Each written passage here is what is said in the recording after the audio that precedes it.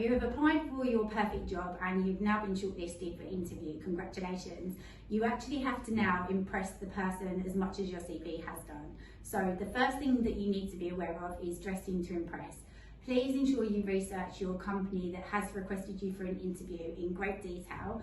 Try to understand their environment and what sets them apart, so their values and how their team interacts. If they're interested in some form of charity events and they've got like a corporate responsibility on their website, it all brings that company to life for you to understand that much more about them. It's really important to obviously impress an employer with dressing professionally.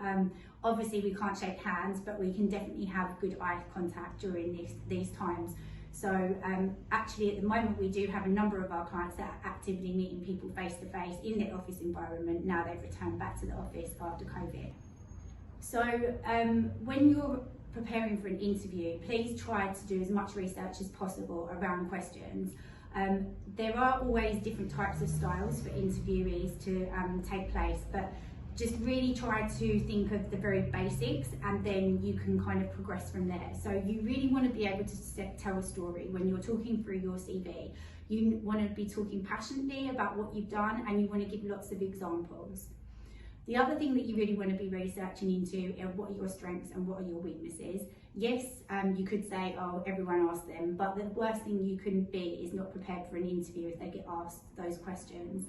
So your strengths, you want to take the best thing that really represents you as a person, and when you're actually asking them the question, answering the question, you want to be giving them an example. So an example of this could be, I'm really good at prioritising my work.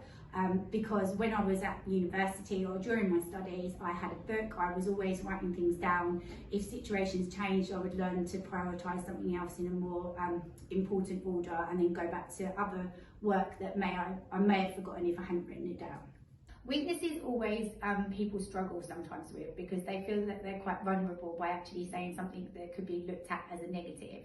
It isn't, it's just really something that an employer needs to know to be able to support you further. An example of this might be that you like to say yes a lot. So an employer might say, can you help me with this? Can you help me with that? Yes, yes, yes. And all of a sudden your work has obviously materialised to a lot more than you expected to have.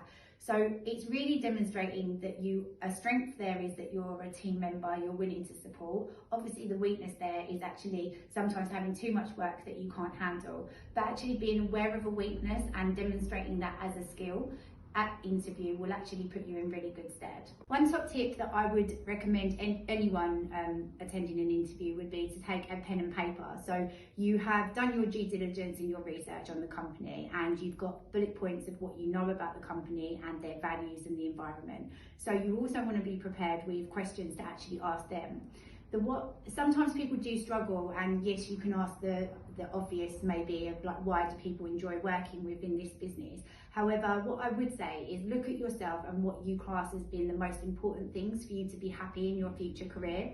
So if it is about team, then ask about the team culture and get a really good understanding of maybe what they do outside of work as well. It's a two-way thing with an interview, so as much as they are interviewing you for the position, you also want to be making sure that you're the right team fit and they're the right people for your future as well. Know also why you want the position.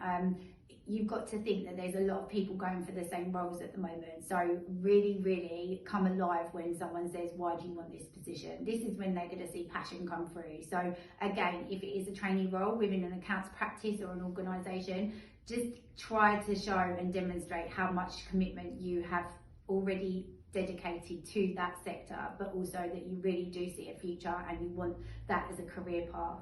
So you've come to the end of the interview.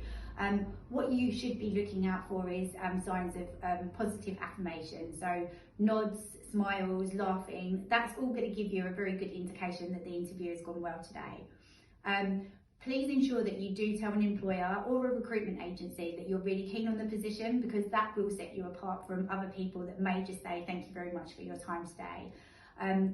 Again, when you have left the interview, one of the things that I would suggest is that you do a follow-up email just to say thank you very much for your time and that you're very much looking forward to hearing from them, and summarise if you really want that job, why you want the job, because Again, there's a lot of competition out there for 2020 and the year ahead. So I know if, as a recruiter, I received a dedicated email from someone that had applied for a job against all the others, they would be putting themselves a lot higher in the application process. Good luck.